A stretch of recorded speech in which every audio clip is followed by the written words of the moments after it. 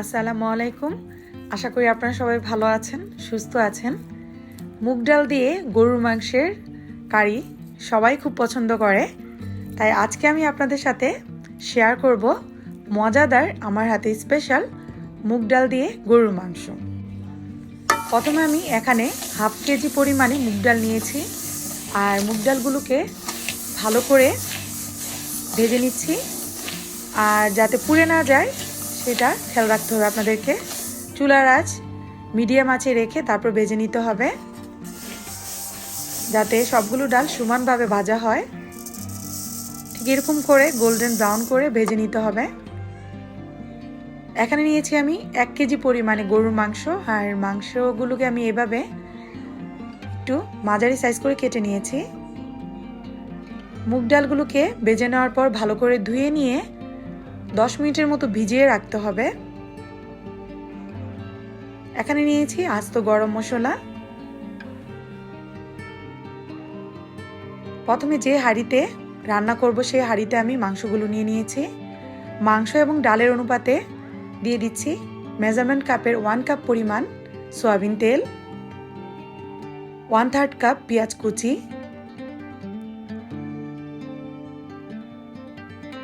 স্বাদ মতো লবণ। যেহেতু এখানে মুগ ডাল অ্যাড হবে তাই তেলের পরিমাণটা একটু বেশি দিতে হবে। দিয়ে দিচ্ছি 1 টেবিল চামচ পরিমাণে আদা বাটা, হাফ টেবিল চামচ পরিমাণে রসুন বাটা। এখন আস্ত গরম মশলাগুলো দিয়ে দিব।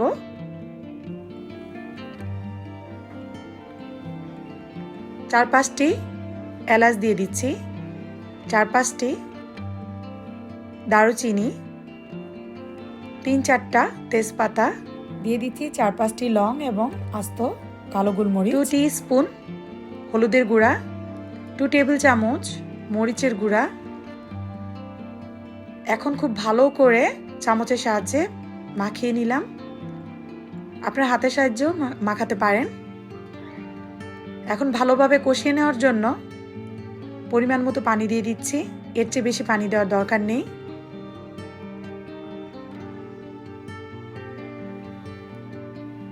এখন চুলায় বসিয়ে দিলাম। চুলার আঁচ প্রথমে উচ্চ তাপে রাখতে হবে মাংসটা ভালোভাবে কষানোর জন্য। ঢেকে দিব।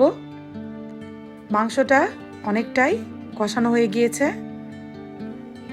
আমি ধনিয়া গুঁড়া এবং জিরা গুঁড়া অ্যাড করতে ভুলে গিয়েছিলাম, তাই এখানে 2 টেবিল চামচ জিরা গুঁড়া এবং 1 চা চামচ ধনিয়া গুঁড়া দিয়ে আবার ভালো করে একটু চামচের সাহায্যে নাড়িয়ে নিচ্ছি।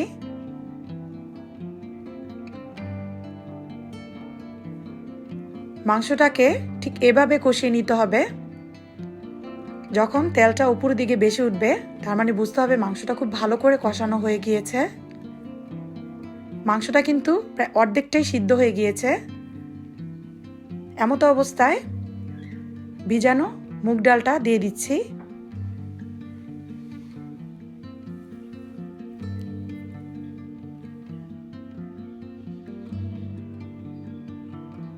ভিজানোর কারণে ডালটাও কিন্তু অনেকটাই নরম হয়ে গিয়েছে। এখন ভালো করে মাংসের সাথে মিশিয়ে নিচ্ছি। যেহেতু ডালটা অ্যাড করা হয়েছে তাই আরেকটু পরিমাণ মতো লবণ দিয়ে দিচ্ছি। এখন পানিটা অ্যাড করতে হবে সাবধানতার সাথে, যাতে ডালটা সিদ্ধ হয়, মাংসও সিদ্ধ হয়, এবং ডালটা যাতে একদম ভর্তা ভর্তা বা গলে না যায় সেটা বুঝে পানিটা অ্যাড করতে হবে। কারণ মুগ ডাল দিয়ে মাংস রান্নার ক্ষেত্রে মুগ ডালটা একটু আস্তে আস্তে থাকলে ভালো লাগে, তাই আপনারা অবশ্যই পানিটা সাবধানতার সাথে অ্যাড করবেন। পানি বেশি হয়ে গেলে ডাল কিন্তু একদম ভর্তা ভর্তা হয়ে যাবে, গলে যাবে, তাই পানিটা বুঝে শুনে তারপর অ্যাড করবেন। এখন ঢেকে দিব এবং চুলার আঁচ মৃদু আঁচে রেখে রান্না করে নিব।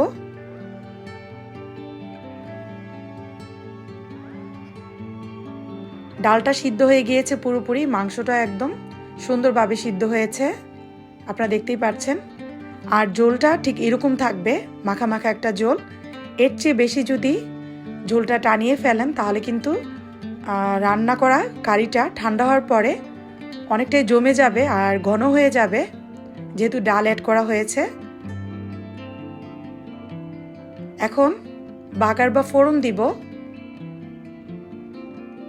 আপনারা এটাকে বাগার বা ফোড়ন বলেন, অনেকে অনেক নামে জানে এটাকে।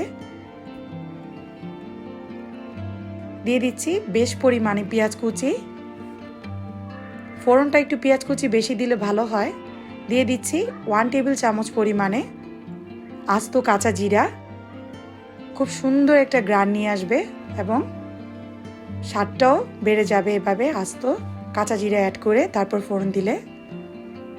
ঠিক এরকম করে ব্রাউন কালার করে ভেজে নিয়ে তারপর মাংসের মধ্যে দিয়ে দিলাম। এখন নাড়িয়ে চাড়িয়ে নিলাম। বাস রান্না হয়ে গেল মজাদার মুগ ডাল দিয়ে মাংস।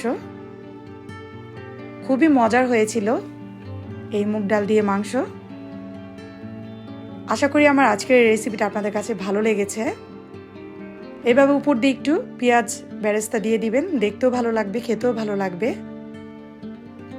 অবশ্যই বাসায় ট্রাই করবেন। আর ভালো লাগলে লাইক, শেয়ার এবং কমেন্ট করবেন। আমার রেসিপিটা ভালো লাগলে আমার চ্যানেলটিকে সাবস্ক্রাইব করে দেওয়ার অনুরোধ থাকবে আপনাদের কাছে। সাবস্ক্রাইব করার পাশাপাশি সাবস্ক্রাইব বাটনের পাশে থাকা বেল আইকন নোটিফিকেশন বেলটি অবশ্যই প্রেস করে দিবেন। তাহলে আমার প্রতিটি রেসিপির আপডেট আপনাদের কাছে চলে যাবে। আপনাদের সবাইকে অসংখ্য ধন্যবাদ। আপনারা সবাই ভালো থাকবেন, সুস্থ থাকবেন। আল্লাহ হাফেজ।